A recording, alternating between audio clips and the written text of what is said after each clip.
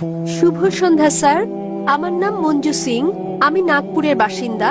আমি বেদের ব্যাপারে একটি প্রশ্ন করতে চাই, কারণ আমি বিশ্বাস করি বেদ হিন্দু ধর্মের মূল ধর্মগ্রন্থ। তাই আমি জানতে চাই, আপনি বিভিন্ন ধর্মগ্রন্থের অভিন্ন দিকগুলো তুলে ধরছেন যা অন্যান্য ধর্মগ্রন্থে একই রকম, কিন্তু কেন আপনি অমুসলিমদের কাছে সেসব দিকগুলো তুলে ধরছেন না যেগুলো পরস্পর সাংঘর্ষিক কিংবা যেগুলো পরস্পর বিপরীত? কারণ হিন্দু মেয়ে হিসেবে আমি অভিন্ন দিকগুলো বিশ্বাস করলেও এটা জানা অত্যন্ত গুরুত্বপূর্ণ হিন্দু ধর্মগ্রন্থের কোন দিকগুলো অন্যান্য ধর্মের সঙ্গে অভিন্ন এবং কোনগুলো ভিন্ন। বোন খুব সুন্দর একটা প্রশ্ন করেছেন। তিনি বলেছেন আমি বেদ থেকে উদ্ধৃতি দিয়েছি, সাদৃশ্যগুলো তুলে ধরেছি, কেন বৈসাদৃশ্যগুলো সম্পর্কে বলিনি, এবং তিনি সাদৃশ্যের পাশাপাশি বৈসাদৃশ্যগুলো জানতে চেয়েছেন। বোন, আমি যেমন ইসলাম ধর্ম ও হিন্দু ধর্মের সাদৃশ্যগুলোর উপর কয়েক ঘন্টা ধরে আলোচনা করতে পারি, তেমনি আমি ইসলাম ধর্ম ও হিন্দু ধর্মের বৈসাদৃশ্য নিয়েও দীর্ঘ আলোচনা করতে পারি। তবে আমার সাদৃশ্য নিয়ে কথা বলতে পছন্দ হওয়ার কারণ, কোরআনে আমার স্রষ্টা আল্লাহ সুবহানাহু ওয়া তাআলা আমাকে সেই উপদেশই দিয়েছেন। সূরা আলে ইমরান অধ্যায় নম্বর 3 আয়াত নম্বর 64 বলা হয়েছে, কুল ইয়া আহলাল কিতাব, বলো হে কিতাবীগণ, তাআলাউ ইলা কালিমাতিন সাওয়াইন বাইনা বাইনাকুম, এসো সেই বিষয়ের প্রতি যা তোমাদের আমাদের মধ্যে এক। প্রথম সাদৃশ্য কি? আল্লাহ না'বুদা ইল্লাল্লাহ, আমরা আল্লাহ ছাড়া অন্য কারো ইবাদত করব ওয়ালা না, নুশরিকা বিহি শাইয়্যান, তার সঙ্গে অন্য কাউকে শরীক করব না। ওয়ালা ইয়াত্তাখিযা বা'দুনা বা'দান আরবাবান মিন দুনিল্লাহ, আল্লাহ ছাড়া আমরা অন্য কাউকে আমাদের মধ্যে হতে রব হিসেবে গ্রহণ করব না। ফাইন তাওয়াল্লাউ, যদি তারা মুখ ফিরিয়ে নেয়, ফাকুলু শাদু, বলো তোমরা সাক্ষী থাকো বিআন্না মুসলিমুন, আমরা তো মুসলিম, আল্লাহ সুবহানাহু ওয়া তাআলার কাছে আত্মসমর্পণকারী।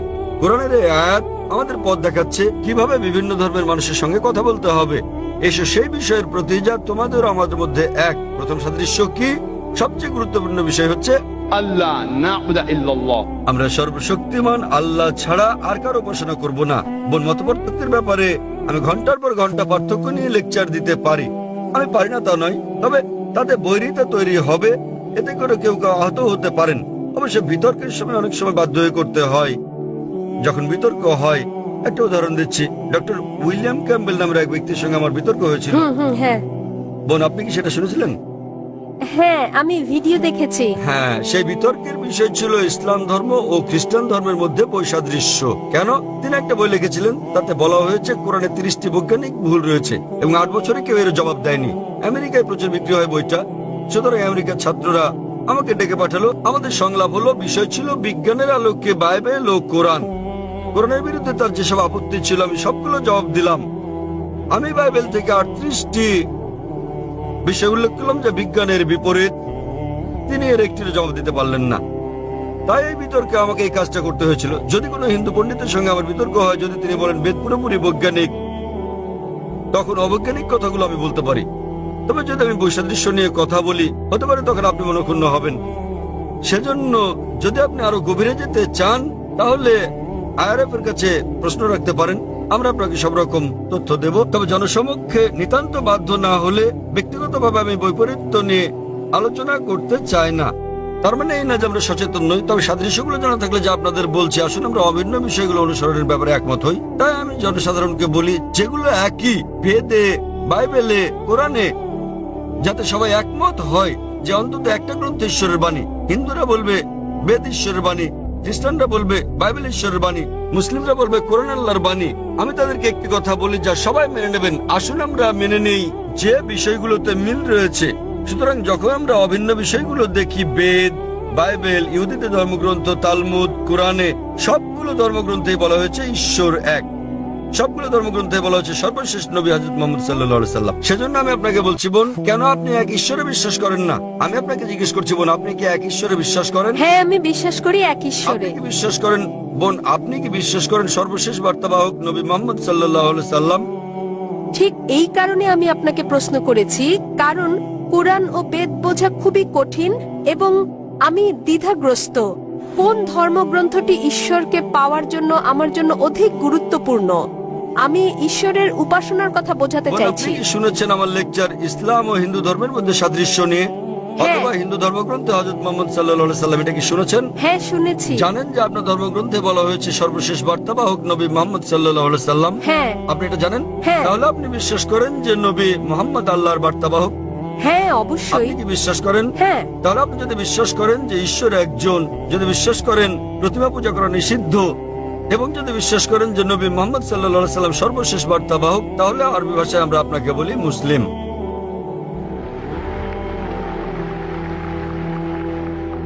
বোন, আপনি কি এক ঈশ্বরে বিশ্বাস করেন? হ্যাঁ, আমি এক ঈশ্বরে বিশ্বাস বিশ্বাস করেন করি। প্রতিমা পূজা নিষিদ্ধ? হ্যাঁ। আপনি কি বিশ্বাস করেন ঈশ্বরের কোনো আকৃতি নেই? হ্যাঁ। কেউ বিশ্বাস করেন যে মোহাম্মদ সাল্লাল্লাহু আলাইহি সাল্লাম ঈশ্বরের বার্তাবাহক। সুতরাং যতটা আপনি অগ্রসর হয়েছেন, বেশি দূর না গেলেও এটা বিশ্বাস করেছেন যে আল্লাহ ছাড়া কোনো উপাস্য নেই এবং নবী মুহাম্মদ তার বার্তাবাহক, একথা স্বীকার করে পরোক্ষভাবে আপনি মুসলিম হয়ে গেছেন। মুসলিম মানে যে নিজেকে আল্লাহর কাছে সমর্পণ করে। আপনি নিজেকে সমর্পণ করছেন। জানি পরোক্ষভাবে আমি একজন মুসলমান। যদি বেদ ও হ্যাঁ। কুরআন একই কথা বলে থাকে তাহলে আমি আপনি পরোক্ষ হলেও কোনো সমস্যা নেই।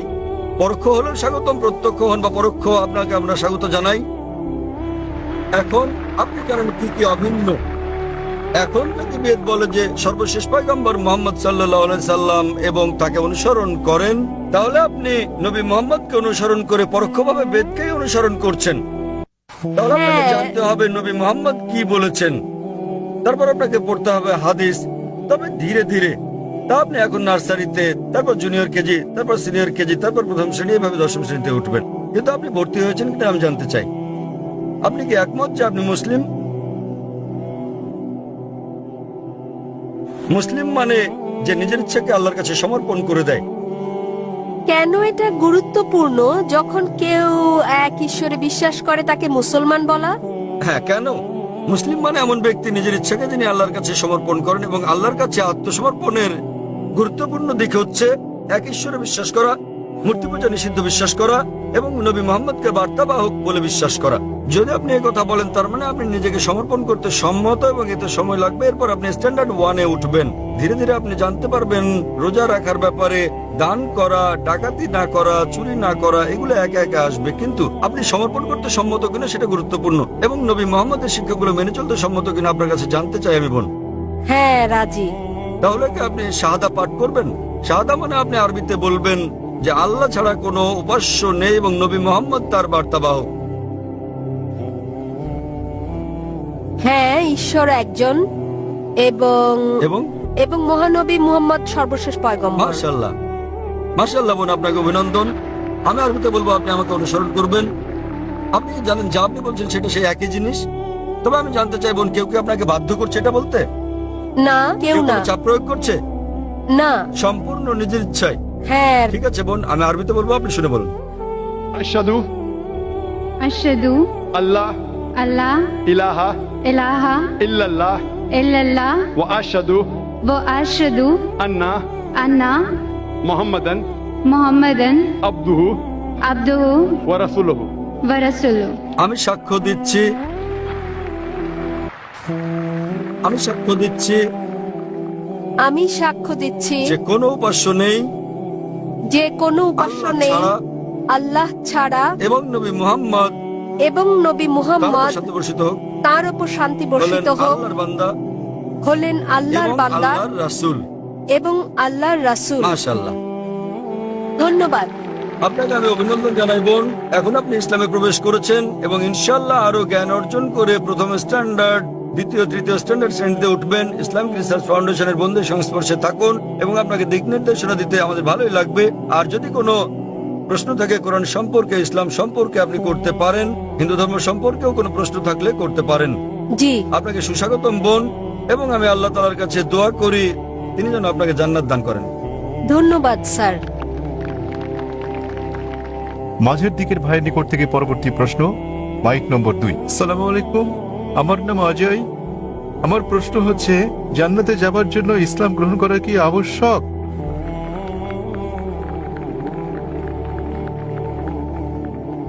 ভাই একটা প্রশ্ন করলেন যে জান্নাতে যেতে হলে ইসলাম গ্রহণ করা আবশ্যক কিনা। জিজ্ঞাসাটা এরকম যে পরীক্ষায় পাশ করতে আমাকে ভালো নম্বর পেতে হবে কিনা। পরীক্ষায় পাশ করার জন্য আপনাকে ন্যূনতম 5 নম্বর পেতে হবে। জান্নাতে যাওয়ার জন্য প্রয়োজনীয় শর্তাবলীর কথা বলছে সূরা আল আসর অধ্যায় নম্বর 103 আয়াত নম্বর 1 থেকে 3 বলা হয়েছে, والعصر إن الإنسان لفي خسر إلا الذين آمنوا وعملوا الصالحات وتواصوا بالحق وتواصوا بالصبر। সময়ের শপথ, নিশ্চয়ই মানুষ ক্ষতির মধ্যে রয়েছে। তারা বাদে যারা বিশ্বাস এনেছে, যারা সৎকর্ম করেছে, যারা সত্যের পথে মানুষকে আহ্বান করে এবং ধৈর্য ও অধ্যবসায়ের উপদেশ দেয়। কোন মানুষের বেহেশতে যাওয়ার জন্য ন্যূনতম 4টি গুণ থাকতে হবে কমপক্ষে। প্রথমত, বিশ্বাস স্থাপন করা, ঈমান আনতে হবে। ঈমান আনলে এক ঈশ্বরে বিশ্বাস করতে হবে, মুহাম্মদ সাল্লাল্লাহু আলাইহি সাল্লামকে শেষ পয়গম্বর মানতে হবে, ইত্যাদি ইত্যাদি। দ্বিতীয়ত, সৎকর্ম করা।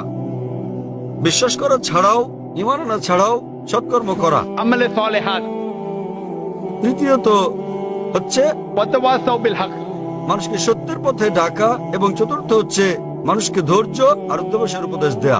যে কোনো মানুষের জান্নাতে যাওয়ার জন্য কমপক্ষে 4টি গুণ থাকতে হবে। এবং যদি আল্লাহ ইচ্ছে করেন যে কোনো গুনাহ মাফ করতে পারেন, শিরক ছাড়া তিনি কখনো শিরক মাফ করবেন না। আল্লাহ বলেন সূরা নিসা অধ্যায় 4 আয়াত নম্বর 48 এবং সূরা নিসা অধ্যায় 4 আয়াত 116-তে যে আল্লাহ ইচ্ছে করলে যে কোনো গুনাহ মাফ করে দিতে পারেন, শিরক তিনি কখনোই মাফ করবেন না। যে লোক শিরক করেছে সে কঠিন গুনাহ করে ফেলেছে। শিরক একটা বড় গুনাহ। শিরক করলে জান্নাতে যাওয়ার কোনো সুযোগ থাকলো না আপনার জন্য। অন্যান্য গুনাহ আল্লাহ ইচ্ছে করলে মাফ করে দিতে পারেন, তবে আপনার জান্নাতে যাওয়া নিশ্চিত করতে হলে ন্যূনতম 4টি গুণ অর্জন করতে হবে: ঈমান, সৎকর্ম করা, মানুষকে সত্যের পথে ডাকা এবং ধৈর্য ও অধ্যবসায়ের উপদেশ দেয়া। ভাই, আপনাকে আমি জিজ্ঞেস করছি, হ্যাঁ বলুন। আপনি কি জান্নাতে যেতে চান?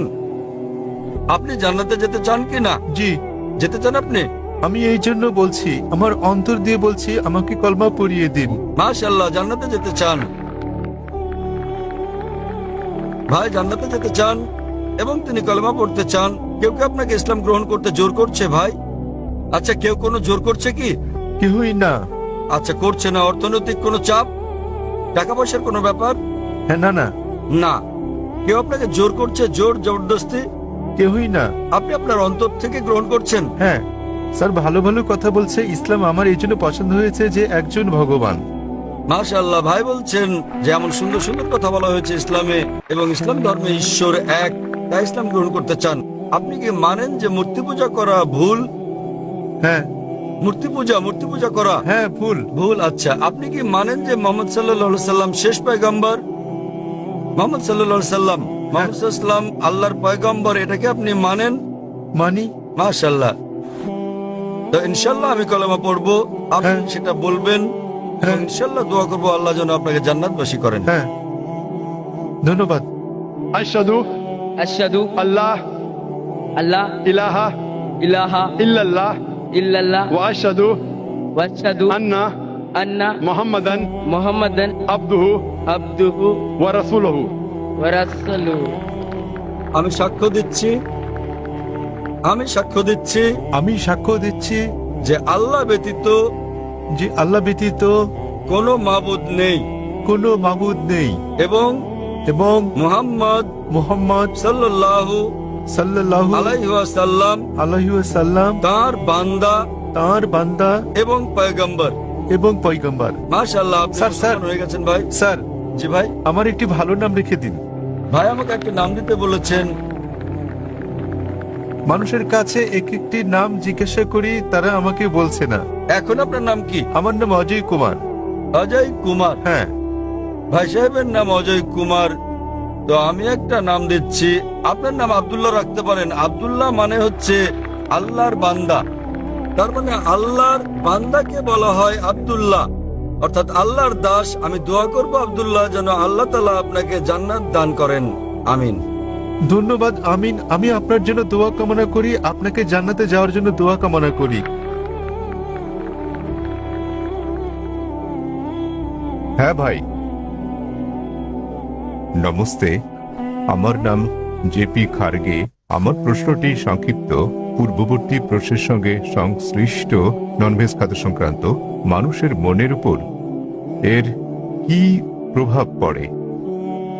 ভাই প্রশ্ন করলেন যে মানুষের মনের উপর ননভেজ খাদ্যের কি কোনো প্রভাব রয়েছে? জি। এ নিয়ে অনেক গবেষণা হয়েছে। বৈজ্ঞানিকভাবে এটা স্বাস্থ্যসম্মত। দেহ, দৃঢ় মাংসপেশি গঠন, সুস্বাস্থ্য, দীর্ঘায়ু ইত্যাদি অনেক কিছুর উপর এর প্রভাব রয়েছে। আপনি দেখতে পারেন আমার লেকচার, ননভেজ কি মানুষের জন্য অনুমোদিত না নিষিদ্ধ। আপনার প্রশ্ন থেকে বোঝা যায় আপনি বলতে চাচ্ছেন যে এরকম একটা গবেষণা হয়েছে যাতে বলা হয়েছে যে খাদ্য আপনি খাচ্ছেন আপনার স্বভাবের উপর তার প্রভাব পড়বে। সুতরাং আপনি যদি জীবজন্তুর মাংস খান, জীবজন্তুর মতো আচরণ করবেন, এটাই বোঝাতে চেয়েছেন?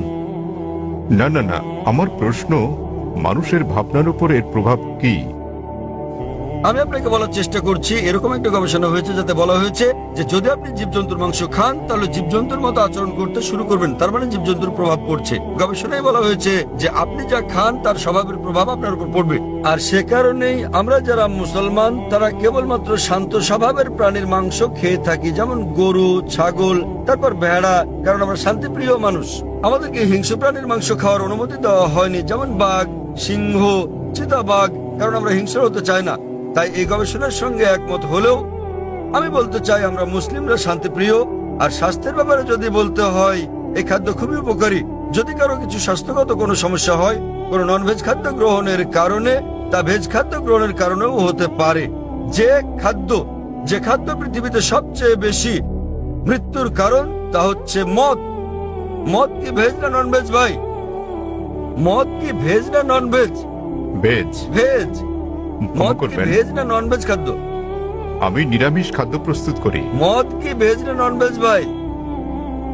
মদ কি ভেজিটেরিয়ান না নন ভেজিটেরিয়ান খাদ্য? ভেজ। ভেজ খাদ্য। বিশ্বের বেশিরভাগ মৃত্যুর ঘটনা ঘটে যে খাদ্য গ্রহণের ফলে, তা হচ্ছে নিরামিষ খাদ্য মদ খেয়ে। 2 নম্বরে বেশিরভাগ মৃত্যুর কারণ এটা হচ্ছে ধূমপান, তামাক দিয়ে ধূমপান। এটা ভেজ না নন ভেজ? এটা নন ভেজ। তামাক ভেজ না নন ভেজ? ক্যাবেজ বাঁধাকপি ভেজ। বাঁধাকপি নয়, তামাক। তামাক বলছি। তামাক হচ্ছে নন ভেজ। তামাক নন ভেজ আপনি কোথায় পেলেন? ভেজ, এটি সবজি জাতীয়। ভেজিটেরিয়ান, ঠিক। সুতরাং পৃথিবীতে সবচেয়ে বেশি মৃত্যুর কারণ মদ হচ্ছে 1 নম্বর, যা ভেজিটেরিয়ান। তামাক হচ্ছে 2 নম্বর, তাও ভেজিটেরিয়ান। তাহলে বিশ্বে ভেজিটেরিয়ান খাদ্য ননভেজ খাদ্য থেকে বেশি সমস্যা সৃষ্টি করে। নির্দিষ্ট কোনো ননভেজ খাবার যদি আপনার স্বাস্থ্যের জন্য ক্ষতিকর হয়, বিশ্বের বেশিরভাগ ক্ষতিকর ঘটনার কারণ হচ্ছে ভেজিটেরিয়ান খাদ্য। সুতরাং যা ক্ষতিকর কোরআন তা নিষিদ্ধ করেছে। কোরআন সব শাকসবজি নিষিদ্ধ করেনি, কোরআন নিষিদ্ধ করেছে মদ।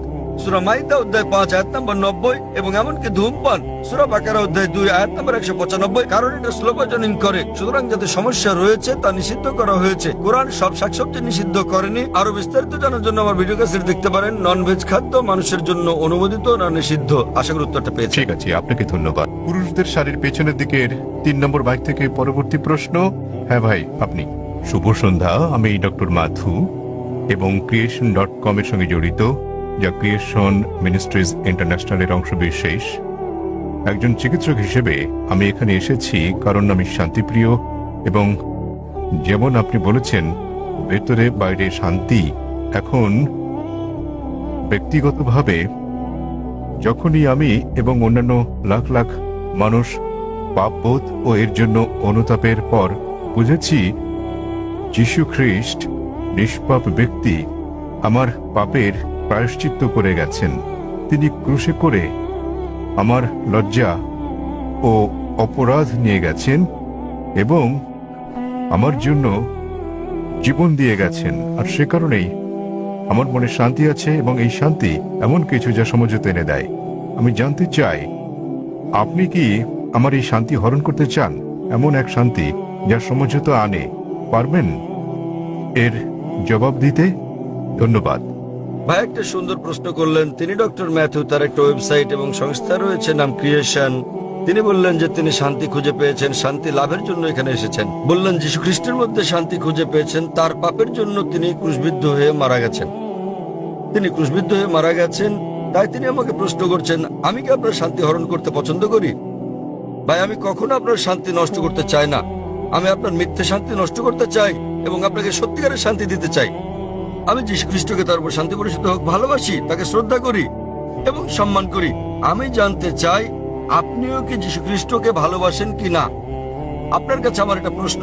জি। আপনি কি একমত? হ্যাঁ। বিশ্বাস করেন যীশু খ্রিস্ট ঈশ্বর? হ্যাঁ। ঠিক আছে ভাই, এবার হয় আপনি সত্যিকারের শান্তি নিন, নয় আমি আপনার শান্তি গ্রহণ করি। ঠিক? ঠিক আছে। যদি আপনার শান্তি প্রকৃত শান্তি হয়, আমি আমার শান্তি ছেড়ে দিয়ে আপনার সঙ্গে যোগ দেব। ঠিক আছে। এখন আমাকে বললেন যীশু খ্রিস্ট তারপর শান্তি পরিষদ হোক ঈশ্বর। আমি চ্যালেঞ্জ করছি আপনাকে, পারলে বাইবেলের এমন একটা অনুচ্ছেদ দেখান, স্পষ্ট করে বলা একটা অনুচ্ছেদ দেখান, একটা দ্ব্যর্থহীন ভাবে বলা অনুচ্ছেদ দেখান, যেখানে যীশু খ্রিস্ট তারপর শান্তি পরিষদ হোক নিজে বলেছেন যে আমি ঈশ্বর, অথবা আমার উপাসনা করো, তাহলে আমি খ্রিস্টান ধর্ম গ্রহণ করতে রাজি আছি। আপনি বললেন যিশু হলেন ঈশ্বর। মুসলিমদের যতটা সংশ্লিষ্টতা রয়েছে তাতে ইসলাম ধর্ম হচ্ছে একমাত্র খ্রিস্টান ধর্ম বিশ্বাস যাতে যীশু খ্রিস্টকে তার উপর শান্তি বর্ষিত হোক বিশ্বাস করতে বলা হয়েছে। কোন মুসলিমই মুসলিম হতে পারবে না যদি সে যীশু খ্রিস্টকে বিশ্বাস না করে। আমরা বিশ্বাস করি যে তিনি সর্বশক্তিমান ঈশ্বরের অন্যতম সেরা পয়গম্বর ছিলেন। আমরা বিশ্বাস করি যে তিনি মসিহ ছিলেন, মানে খ্রিস্ট ছিলেন। আমরা বিশ্বাস করি তিনি জন্ম নিয়েছিলেন অলৌকিকভাবে কোন পুরুষের সংস্রব ছাড়াই, যা অনেক আধুনিক খ্রিস্টানে বিশ্বাস করে না। আমরা বিশ্বাস করি যে তিনি ঈশ্বরের অনুমতিক্রমে মৃতকে জীবন দান করেছিলেন। আমরা বিশ্বাস করি যে তিনি ঈশ্বরের অনুমতিতে জন্মান্তর কুষ্ঠরোগীদের সুস্থ করেছিলেন।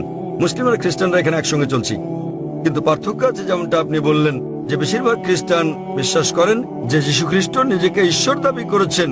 পরিষ্কার করে বলা এমন একটিও উক্তি নেই সম্পূর্ণ বাইবেলে যেখানে যীশু খ্রিস্ট নিজেকে বলেছেন যে আমি ঈশ্বর কিংবা আমার উপাসনা করো। যদি এরকম উক্তি দেখাতে পারেন আমি খ্রিস্ট ধর্ম গ্রহণ করতে প্রস্তুত। যদি তিনি না বলে থাকেন তাহলে কেন আপনারা বিশ্বাস করেন তিনি ঈশ্বর? আর কোথায় যীশু খ্রিস্ট নিজে বলেছেন যে আপনাদের পাপ নিয়ে তিনি ক্রুশবিদ্ধ হয়ে মারা গেছেন? এই শিক্ষাটা হচ্ছে পলের। আপনারা কি পলকে না যীশু খ্রিস্টকে তার উপর শান্তি বর্ষিত হোক অনুসরণ করছেন? বাইবেলের কোথাও নেই। তাই আমার প্রশ্ন হচ্ছে, যখন যীশু খ্রিস্ট কখনো বলেননি যে তিনি ঈশ্বর, তাকে ভালোবাসবেন, আপনাদের সম্মান করা উচিত। তিনি বলেন যখন তাকে জিজ্ঞাসা করা হলো, যা ছিল প্রথম উপদেশ, সেটা উল্লেখ আছে গসপেল অফ মার্ক অধ্যায় নম্বর 12 অনুচ্ছেদ নম্বর 29। তিনি বলেন, Shema Israelo, Adnan Haidman Daikhat. শোনো হে ইসরায়েলগণ, আমাদের প্রভু ঈশ্বর হলেন এক ঈশ্বর। তিনি পূর্বসূরি মুসা আলাইহিস সালামের বাণীর আক্ষরিক পুনরাবৃত্তি করেন। তাই আমি আপনাকে বলছি, যদি আপনি যীশু খ্রিস্টের বাণীগুলো জেনে থাকেন, যদি আপনি বলেন যে খ্রিস্টান সেই ব্যক্তি যে যীশু খ্রিস্ট সাল্লাল্লাহু আলাইহি সাল্লামের উপদেশ অনুসরণ করে, যেমন উল্লেখ রয়েছে বুক অফ এফিসিয়েন্স অধ্যায় নম্বর 5 অনুচ্ছেদ নম্বর 18, যে মদ পান করো না।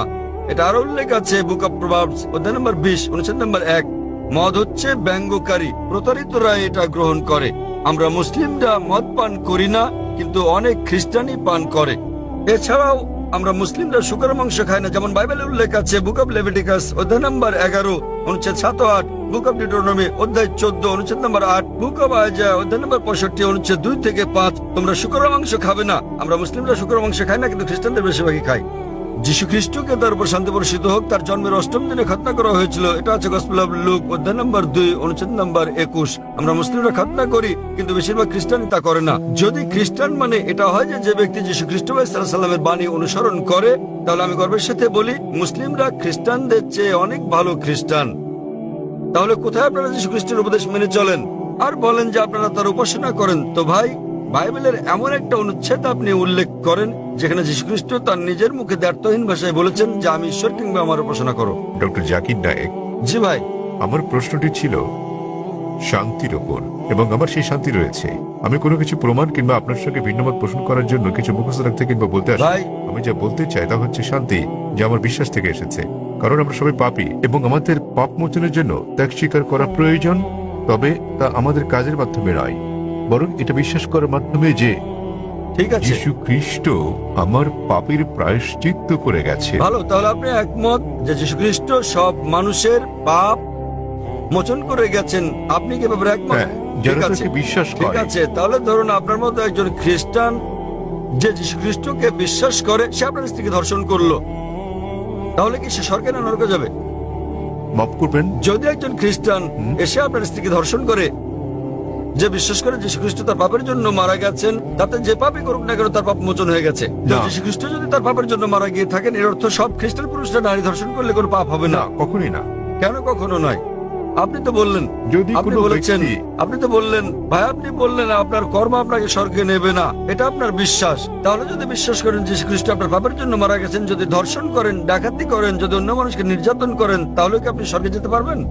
সে খ্রিস্টানই নয় যদি সে এমন কাজ করে, সহজ কিন্তু ব্যাপার। তিনি তো যীশু খ্রিস্টকে বিশ্বাস করেন এমন খ্রিস্টান অনেককে না। আমি চিনি। এর মানে এটা ভুল ধারণা, ঠিক আছে? বাইবেলে লেখা আছে ঠিক। এমনকি শয়তানরাও যীশু খ্রিস্টকে বিশ্বাস করে, কিন্তু তারা তাকে অনুসরণ করে না। ঠিক, ঠিক আছে, তারা অনুসরণ করে না। আপনি কি যীশু খ্রিস্ট সাল্লাল্লাহু অনুসরণ করেন? জি। আপনার কি খতনা করানো হয়েছে? তাহলে না, আমাকে খতনা করানো তাহলে হয়নি। কেন আপনি যীশু খ্রিস্টকে অনুসরণ করেন না? যীশু খ্রিস্টকে 8ম দিনে খতনা করানো হয়েছিল। আপনি একজন ডক্টর, জি। ঠিক? আপনি জানেন খতনা স্বাস্থ্যগত দিক দিয়ে কত সেটা উপকারী। আমার হাতে ছিল না, তাহলে সেটা ছিল কেন আমার আপনি পিতামাতার হাতে। তো এখন আপনি করতে পারেন, কোনো সমস্যা নেই। অবশ্যই। আপনি চাইলে সাহায্য করবো আমি। 1 নম্বর পয়েন্ট। 2 নম্বরটা হচ্ছে, আপনি কি শুকর মাংস খান ভাই? না। কেন আপনি শুকর মাংস খান না? ওল্ড টেস্টামেন্টে তা উল্লেখ আছে, ঠিক। এবং ঈশ্বর তা উল্লেখ আপনি কি করেছে। মাদক সেবন করেন? আপনি কি মদ পান করেন? না, ভালো। আপনি কি বিশ্বাস করেন যীশু খ্রিস্ট ঈশ্বর? যিশু ঈশ্বর, যিনি মানুষরূপে পৃথিবীতে এসেছিলেন। কোথায় এটা উল্লেখ আছে বাইবেলের কোন অনুচ্ছেদে আমাকে বলেন? বাইবেলের কোন অনুচ্ছেদে? হ্যাঁ, বাইবেলের কোন অনুচ্ছেদে? কোন অনুচ্ছেদে কোথায় যীশু খ্রিস্ট নিজে বলেছেন যে তিনি ঈশ্বর? ধরেন যদি কেউ আপনাকে ঈশ্বর বলে, আপনি কি বিশ্বাস করবেন আপনি ঈশ্বর? কেউ যদি আমাকে ঈশ্বর বলে, আমি তা বিশ্বাস করব? এই বিষয়টা মনে রাখা দরকার। যীশু খ্রিস্ট কখনো নিজেকে ঈশ্বর দাবি করেননি। প্রকৃতপক্ষে আপনি গসপেল অফ ম্যাথিউ অধ্যায় নম্বর 19 অনুচ্ছেদ 16 ও 17 দেখবেন, এক ব্যক্তি যীশু খ্রিস্টের কাছে এসে বলল, ও গুড মাস্টার, কি ভালো কাজ করলে আমি অনন্ত জীবনে প্রবেশ করতে পারবো? তখন যীশু খ্রিস্ট তারপর শান্তি পরিশুদ্ধ হোক বললেন, কেন তুমি আমাকে ভালো বলছো ঈশ্বরকে বাদ দিয়ে? কেন তুমি আমাকে গুড বলছো? একটি মাত্র গুড আছে, আর তা স্বর্গের ঈশ্বর। এবং তুমি যদি অনন্ত জীবন পেতে চাও তাহলে উপদেশ বাণী মেনে চলো। তিনি কখনোই বলেননি যদি স্বর্গে যেতে চাও তোমরা আমাকে ঈশ্বর বলে বিশ্বাস করো। তিনি কখনো বলেননি যে তোমরা বিশ্বাস করো আমি তোমাদের পাপের জন্য মারা গেছি। তিনি বলেছেন যদি স্বর্গে যেতে চাও তাহলে উপদেশ বাণী মেনে চলো। আর এই উপদেশগুলো কি? ডাকাতি করো না, তোমরা মদ খেও না, প্রতিবেশীর স্ত্রীর প্রতি লালসা করো না। উপদেশ অনুযায়ী কাজ করলে তা তোমাকে স্বর্গে পৌঁছে দেবে। যীশু খ্রিস্ট কখনোই বলেননি যে তিনি ঈশ্বর ছিলেন। তাহলে আপনারা কেন বলছেন যে যীশু খ্রিস্ট তারপর শান্তি পরিষদ হোক ঈশ্বর? আপনারা তার বাণী মানছেন না। আমি বলিনি যে যিশু ঈশ্বর, আমি বলেছি আমার মনে শান্তি আছে এবং এই শান্তি ভাগ করে নিতে চাই। ভাই, অনেক মানুষ আছে শয়তানের পূজা অর্চনা করার একটা দল আছে, আপনি কি জানেন? আপনি কি এ ব্যাপারে শয়তানের পূজা সচেতন? অর্চনা করার অনেক ঠিক, দল। তাই তারা শয়তানের পূজা করে শান্তি পায়, তবে তা মিথ্যে শান্তি। তাই তো আপনাকে মিথ্যে শান্তি থেকে বের করে নিয়ে এই সত্যিকারের শান্তি দিতে চাই আমি। আপনি যাকে শান্তি বলছেন সেটা প্রকৃত শান্তি নয়। আপনি একটা ভুয়া ঈশ্বরের উপাসনা করছেন। যীশু খ্রিস্ট তারপর শান্তি পরিষদ হোক কখনো বলেননি তিনি ঈশ্বর। সুতরাং আপনি ভুল ঈশ্বরের উপাসনা করছেন এবং আপনি ভুয়া শান্তিতে আছেন। যেমন কিছু মানুষ শয়তানের পূজা করেও তারা ভাবে যে তারা সঠিক পথে আছে। আমি আপনাকে এই ভুয়া শান্তি থেকে বের করে নিয়ে আসল শান্তির পথে আনতে চাই, কারণ আমি নিজেকে একজন খাঁটি খ্রিস্টান ভাবি। যদি খ্রিস্টান মানে এমন ব্যক্তি হয় যিনি যীশু খ্রিস্ট বা ঈসা আলাইহিস সালামের বাণী মেনে চলেন, তাহলে আমি খ্রিস্টানদের চেয়ে বড় খ্রিস্টান। আপনি কি জানেন যীশু খ্রিস্ট তারপর শান্তি পরিষদ হোক বলেন গসপেল অফ জন অধ্যায় নম্বর 16 অনুচ্ছেদ 12 থেকে 14, তোমাদেরকে আমার অনেক কিছু বলার আছে, কিন্তু তোমরা এখন তা সহ্য করতে পারবে না। যখন সত্যের আত্মা আসবেন তিনি তোমাদের সত্যের দিকে নিয়ে যাবেন। তিনি তোমাদেরকে ভবিষ্যতের নিদর্শন দেখাবেন, আমাকে গৌরবান্বিত করবেন। যীশু খ্রিস্টের পর কোন নবী ঈসা আলাইহিস সালামকে যীশু খ্রিস্টকে গৌরবান্বিত করেছেন? তিনি নবী মুহাম্মদ সাল্লাল্লাহু আলাইহি সাল্লাম। তাহলে নবী মুহাম্মদের আগমনের পূর্বাভাস, ভবিষ্যৎবাণী রয়েছে বাইবেলে, এমন অনেক উদ্ধৃতি রয়েছে। আপনার কাছে প্রশ্ন, কেন যীশু খ্রিস্ট বা ঈসা আলাইহিস সালামের নির্দেশগুলো মানেন না এবং কেন নবী মুহাম্মদ সাল্লাল্লাহু আলাইহি সাল্লামকে অনুসরণ করেন না? তাহলে আপনি কেমন খ্রিস্টান? আপনি কি বোঝাতে চেয়েছেন যে আমি খ্রিস্টানদের শিক্ষা অনুসরণ করি না? মোটেই তা নয়, আমি রেফারেন্স দিয়ে উদ্ধৃতি দিচ্ছি। বাড়ি ফিরে গিয়ে আপনি বাইবেল দেখেন রেফারেন্স সহ। আমি সত্যিকারের খ্রিস্টান, আপনি খ্রিস্টান নন। যাচাই করা সহজ ভাই। সহজ, খুবই সহজ। আপনি যা বলছেন আমি তা উদ্ধৃতি দিয়ে বলছি, আপনি একটি উদ্ধৃতিও দিতে পারেননি। আমি খ্রিস্ট ধর্মবেত্তাদের চ্যালেঞ্জ করছি, আমি খ্রিস্ট ধর্মবেত্তাদের যে কাউকে চ্যালেঞ্জ করছি।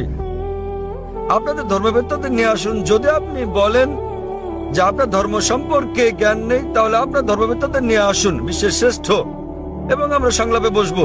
নিশ্চয়। তবে সে ব্যক্তিকে হতে হবে বিজ্ঞ, রাস্তাঘাটে জানাতন লোক নয়, এমন ব্যক্তি যিনি মানুষকে আকৃষ্ট করতে পারেন, এমন ব্যক্তি যিনি পড়াশোনা করেছেন। আপনি ভারতের মধ্যে, বিশ্বের মধ্যে যিনি সবচেয়ে ভালো, তাকে নিয়ে আসুন, আমরা সংলাপ করব। এবং স্যার। আপনি তাকে প্রশ্ন করতে পারেন। আমি যে সব প্রশ্ন করছি সেগুলো তাকে জিজ্ঞেস করুন যে বাইবেলের কোথায় উল্লেখ করা আছে কোন দ্ব্যর্থহীন উক্তি যেখানে যীশু খ্রিস্ট বা ঈসা আলাইহিস সালাম নিজে বলেছেন যে আমি ঈশ্বর অথবা আমার উপাসনা করো। আমি জাকির নায়েক অবিলম্বে আপনার এই কথা মেনে নেব। আপনি যদি বাইবেলের যে কোনো সংস্করণ থেকে দেখাতে পারেন কোন দ্ব্যর্থহীন উক্তি, কোন সুস্পষ্ট উক্তি যেখানে যীশু খ্রিস্ট বা ঈসা আলাইহিস সালাম নিজে বলেছেন যে আমি ঈশ্বর কিংবা আমার উপাসনা করো, তাহলে আমি তাকে ঈশ্বর মানব। তবে এমন একটি উক্তি নেই। সুতরাং আপনারা যা করছেন তা হচ্ছে যীশু খ্রিস্টের উপদেশগুলো আপনারা অনুসরণ করছেন না। এটা হচ্ছে চার্চের শিক্ষা, যীশু খ্রিস্টের তারপর শান্তি পরিষদ হোক নয়। তাই আমি আপনাকে অনুরোধ করি ভাই, দয়া করে মিথ্যা শান্তি ত্যাগ করুন এবং সত্যিকারের শান্তি গ্রহণ করুন। সত্যিকারের শান্তি হচ্ছে ঈশ্বরের কাছে আত্মসমর্পণ করা। সেই ঈশ্বর যিনি যীশু খ্রিস্ট বা ঈসা আলাইহিস সালামকে সৃষ্টি করেছেন, কোন ভুয়া দেবতা নয়। যীশু খ্রিস্ট বা ঈসা আলাইহিস সালাম ঈশ্বরের একজন পয়গম্বর ছিলেন, ঈশ্বর ছিলেন না। আশা করি উত্তরটা পেয়েছেন। শুভ সন্ধ্যা স্যার, আমার নাম সিমি। আমার প্রশ্ন, ইসলামে কেন নারীদেরকে তাদের স্বামীকে তালাক দেওয়ার অনুমতি দেয়া হয়নি? বোন প্রশ্ন করলেন যে কেন নারীদেরকে স্বামীকে তালাকের অনুমতি দেওয়া হয়নি। তালাক প্রসঙ্গে বলতে গেলে বোন বিস্তৃতভাবে আপনি তালাককে 5 ক্যাটাগরিতে ভাগ করতে পারেন। একটা হচ্ছে স্বামী এবং স্ত্রীর পারস্পরিক সম্মতিতে, এটা প্রথম ক্যাটাগরি। দ্বিতীয় ক্যাটাগরি স্বামীর ইচ্ছায় একতরফা ভাবে। তৃতীয় ক্যাটাগরি যদি নিকাহনামায় উল্লেখ করা হয়ে থাকে, একজন নারী যখন একজন পুরুষকে বিয়ে করেন তখন যদি তিনি চুক্তির মধ্যে এটা উল্লেখ করেন। কোরআনে কর্তৃত্ব পুরুষকে কেন দেওয়া হয়েছে এ ব্যাপারে আমি পরে আলোচনা করব। তবে নিকাহনামায় যেহেতু বিয়ে হচ্ছে একটা বৈবাহিক চুক্তি, একজন নারী যে কোনো শর্ত জুড়ে দিতে পারেন, এ ব্যাপারে নিষেধ নেই কোরআনে। এই শর্তও দিতে পারেন যে আমি চাই না আমার স্বামী দ্বিতীয় স্ত্রী গ্রহণ করুক, কেননা একজনের বেশি স্ত্রী গ্রহণ ইসলামে আবশ্যকীয় নয়। এতে রাজি থাকলে বিয়ে হবে, না হলে হবে না। মহিলা অন্য একজন পুরুষ অন্য একজন নারী খুঁজে নেবে। নারী এই শর্ত দিতে পারেন যে যতদিন আমি জীবিত আছি ততদিন তুমি দ্বিতীয় স্ত্রী গ্রহণ করো, আমি চাই না সেটা। কিন্তু আপনি কোরআন পরিপন্থী কোনো শর্ত দিতে পারবেন না। আপনি এমন শর্ত দিতে পারবেন না যে আমি চাই না তুমি নামাজ আদায় করো, কারণ নামাজ আদায় করাটা হচ্ছে অবশ্য কর্তব্য। আপনি এমন শর্ত দিতে পারেন না যে ঐচ্ছিক। অনুরূপ ভাবে নারী এমন শর্ত দিতে পারেন যে আমার একতরফা তালাক দেওয়ার এখতিয়ার থাকবে, একে বলে তালাকে তাবীজ অথবা ইসমা। তৃতীয় ক্যাটাগরি। চতুর্থ ক্যাটাগরি হচ্ছে তিনি শর্তের মধ্যে উল্লেখ করেন নাই, কিন্তু এখন তিনি তালাক চান। এক্ষেত্রে তিনি স্বামীকে তালাকের জন্য অনুরোধ করতে পারেন, আমি তোমার সঙ্গে থাকতে চাই না। স্বামীর কাছে তালাকের অনুরোধ জানালে একে বলে খুলা। এবং পঞ্চম ক্যাটাগরি, যদি স্বামী রাজি না হয়, স্বামী তার সঙ্গে দুর্ব্যবহার করে, সেক্ষেত্রে তিনি কাজীর কাছে যেতে পারেন, বিচারকের কাছে যেতে পারেন এবং তিনি নিকাহে ফাস্ক বা বিবাহ বাতিল করতে পারেন। স্বামী খারাপ ব্যবহার করলে, স্ত্রীর অধিকার না দিলে তিনি বিচারকের কাছে যেতে পারবেন, বিবাহ বাতিল করতে পারবেন। তাহলে একজন মহিলাও তালাক দিতে পারেন। তবে স্বাভাবিক পরিস্থিতিতে পুরুষদেরই এই ক্ষমতা দেওয়া হয়েছে। কেন? কারণ বিয়ের সময় যে ব্যক্তি ক্ষতিগ্রস্ত হয় তিনি পুরুষ, নারী নন। নারী লাভবান। যদি আপনি আমার কথা শুনে থাকেন, গত শনিবারে ইসলামে নারীর অধিকার, অধীনতা না সুরক্ষা এ ব্যাপারে আমি সেখানে বলেছি যে বিয়ের সময় নারীদের প্রাপ্তিযোগ ঘটে। কোরআনে বলা হয়েছে সূরা নিসা অধ্যায় 4 আয়াত নম্বর 4 যে নারীদেরকে দিয়ে দাও বিবাহের সময় বৈবাহিক পুরস্কার মোহর। বিয়ের সময় স্বামী স্ত্রীকে দিয়ে থাকে নির্দিষ্ট পরিমাণ অর্থ মোহর। মোহর যে কোনো পরিমাণ হতে পারে। তাহলে ভাবুন, নারীর বিয়ের আগে এটা পুরুষের কর্তব্য, অর্থাৎ পিতা এবং ভাইয়ের কর্তব্য। বিয়ের পর এই দায়িত্ব তার স্বামীর, আর ছেলের তার অন্ন, বস্ত্র, বাসস্থান সহ সব আর্থিক বিষয়গুলো দেখা। যদি তালাক হয়ে যায় তাহলে তার দেখাশোনার দায়িত্ব হচ্ছে পিতামাতার। পিতামাতা না থাকলে সমাজের দায়িত্ব তার দেখাশোনা করা। সমাজ না করলে ইসলামী রাষ্ট্রের দায়িত্ব তার দেখভাল করা। তাই সে আর্থিক দিক থেকে নিরাপদ। যদি তালাক হয়ে যায়, পুরুষ তালাক দেয় তো তার মোহর লস, কিন্তু নারীর প্রাপ্তিযোগ আছে। এখন তার বিয়ের সম্ভাবনা রয়েছে, আবার বিয়ে করলে সে নতুন মোহর পায়। আর পুরুষ যদি আরেকজন নারীকে বিয়ে করতে যায়, নতুন করে মোহর দিতে হবে। যদি পুরুষ কর্তৃক নারীকে দেওয়া হয় তাহলে বিয়ের পর সে তালাক দিয়ে অর্থ উপার্জন করতে থাকবে, তাতে ক্ষতিগ্রস্ত কে? পুরুষ। সুতরাং সর্বশক্তিমান আল্লাহ অন্যভাবে পুরুষের মর্যাদা রক্ষা করে থাকেন। অন্যথায় ইসলামে পুরুষের অধিকার শীর্ষক লেকচার দিতে হবে। কারণ তালাক হলে পুরুষ নারীর চেয়ে আর্থিক ও অন্যান্য দিক দিয়ে বেশি ক্ষতিগ্রস্ত হয়। নারী নিরাপত্তা পায় পরিবার থেকে, সমাজ থেকে, রাষ্ট্রের কাছে। পুরুষ তা পায় না। তাই এইসব কারণে আল্লাহ সর্বশক্তিমান ঈশ্বর পুরুষকে নিরাপত্তা দিয়েছেন। তথাপিও নারী চাইলে বৈবাহিক চুক্তিতে উল্লেখ করলে সে নিজেও তালাক দিতে পারবে, অথবা সে তালাক দেওয়ার জন্য স্বামীকে অনুরোধ করতে পারে, যাকে বলে খুলা। অথবা স্বামী খারাপ ব্যবহার করলে বিচারকের কাছে যেতে পারে এবং বিবাহ বাতিল করে দিতে পারে, যাকে বলে নিকাহে ফাস্ক। আশা করি উত্তরটা পেয়েছেন। জি, আপনাকে ধন্যবাদ। হ্যাঁ, পিছনের দিকের বাইক থেকে আপনি বলুন। আমি মিসেস পল। আমি হাইকোর্টের একজন উকিল। আমি হিন্দু, বিয়ে হয়েছে খ্রিস্টানের সঙ্গে। আমার মনে এই প্রশ্নটি এসেছে মানুষ হত্যার ব্যাপারে ডাক্তার সাহেবের চিন্তা ভাবনা এবং ইসলামের শিক্ষার কথা শোনার পর। যদি হত্যা করা ইসলামে কঠোরভাবে নিষিদ্ধ হয়, তাহলে কেন মুসলমানদের আধ্যাত্মিক নেতারা জিহাদের নামে যে হত্যাকাণ্ড চলছে তার প্রকাশ্য সমালোচনা ও বিরোধিতা করছেন না? মুসলমানরা কিভাবে কতিপয় মুসলমানের ইসলামের অপব্যবহার ও অপব্যাখ্যা মেনে নিচ্ছেন, যারা সারা বিশ্বে মুসলমানদের নামে কলঙ্ক লেপন করছেন? বোন সুন্দর একটা প্রশ্ন করলেন, বললেন যে তিনি ইসলামের শিক্ষা থেকে অনুপ্রাণিত হয়েছেন, ইসলাম নিরপরাধ মানুষ হত্যার বিপক্ষে, কিন্তু তবুও কেন সব মুসলিম নেতারা একত্রিত হয়ে এর নিন্দা করে না যেসব হত্যাকাণ্ড চলছে জিহাদের নামে, এবং এ ধরনের কিছু কুলাঙ্গারের কারণে ইসলাম কলুষিত হচ্ছে? বোন, বিস্তারিত জবাবের জন্য আপনাকে 1 বছর আগে 2008 সালের নভেম্বরে বিগত শান্তি সম্মেলনে আমার আলোচনার শেষ দিকের কথাগুলো শুনতে হবে। দ্বিতীয় আন্তর্জাতিক শান্তি সম্মেলনে আমার শেষ বক্তব্যটার বিষয় ছিল মিডিয়া এবং ইসলাম, যুদ্ধ না শান্তি। প্রধানত যারা দোষী তারা হচ্ছে মিডিয়া। মিডিয়ায় কোন সম্প্রদায়ের কুলাঙ্গারদের খুঁজে বের করে এবং তাদেরকে এমন ভাবে তুলে ধরে যেন তারাই হচ্ছে অনুসরণীয় মুসলিম। এটাই হচ্ছে মিডিয়া। তাই মিডিয়ায় যে আপনারা দেখছেন সেগুলো ঘটনার বাস্তব চিত্র নয়। কোরআনে পরিষ্কার ভাবে বলা হয়েছে, সূরা মাইদা অধ্যায় 5 আয়াত 32, যে যদি কেউ কোনো মানুষকে হত্যা করে, হোক মুসলিম বা অমুসলিম, সেটা যদি হত্যার অপরাধ বা দেশে বিশৃঙ্খলা সৃষ্টির অপরাধে না হয়, তাহলে সে যেন সমগ্র মানবজাতিকে হত্যা করলো। এবং যদি কেউ কোনো মানুষের জীবন রক্ষা করে, তাহলে সে যেন পুরো মানবজাতিকে রক্ষা করলো। সুতরাং কোনো নিরপরাধ মানুষকে হত্যা করা হচ্ছে পাপ ইসলামে। এটা কেবল পাপই না, এটা সমগ্র মানবজাতিকে হত্যা করার মতো পাপ। তাই যারা হত্যাকাণ্ড ঘটায়, বিভিন্ন ঘটনা ঘটে, রাস্তা দিয়ে চলার সময় বোমা বিস্ফোরণ ঘটে ইত্যাদি, নিরপরাধ মানুষকে হত্যা করা সম্পূর্ণ নিষিদ্ধ। এটা অত্যন্ত পরিষ্কার। এবং যখন আমি গিয়েছিলাম ইউএসএ, যখন গিয়েছিলাম ইউকে, যে মুসলিম সংগঠনগুলো রয়েছে তারা নিন্দা জানিয়েছে। আপনারা জানেন লন্ডনে পাতাল রেল স্টেশনে বোমা বিস্ফোরণ ঘটেছিল, আমরা তার নিন্দা জানিয়েছি। আমি ইউএসএ গিয়েছি, দেখেছি যে মুসলিম সংগঠন 9/11 এর ঘটনা নিন্দা জানিয়েছে। আমি তাদের সঙ্গে একমত, তাদের সঙ্গে আমি একমত। 9/11 যে ঘটেছিল, কয়েক হাজার মানুষ নিহত হয়েছিল, এটা নিন্দনীয় কাজ। কে এটা করেছে আমি জানি না, আমি বলছি না যে মুসলিমরা করেছে, এটা হচ্ছে মিডিয়া। তারা বলছে কোনো প্রমাণ নেই, কোনো প্রমাণ নেই। কিন্তু যে করুক না কেন, ইন্টারনেটে ঢুকলে আপনি দেখবেন অনেক প্রামাণ্য চিত্র আছে যাতে দেখানো হয়েছে যে এটা সরকারের কাজ, অভ্যন্তরীণ ষড়যন্ত্র। জর্জ বুশ করেছে, এটা আমি জানি না কে করেছে।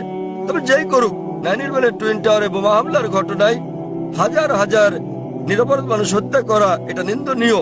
50 জনের বেশি মানুষ মারা গেছে লন্ডনের পাতাল রেল বোমা হামলার ঘটনায়, সেটাও নিন্দনীয়।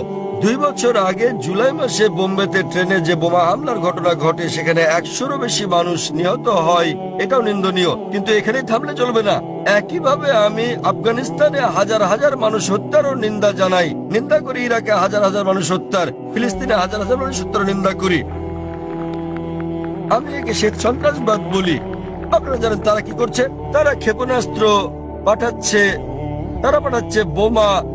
আপনারা জানেন ফিলিস্তিনিরা তারা লড়াই করছে ইটপাটকেল দিয়ে, আর তাদেরকে বলা হচ্ছে সন্ত্রাসী।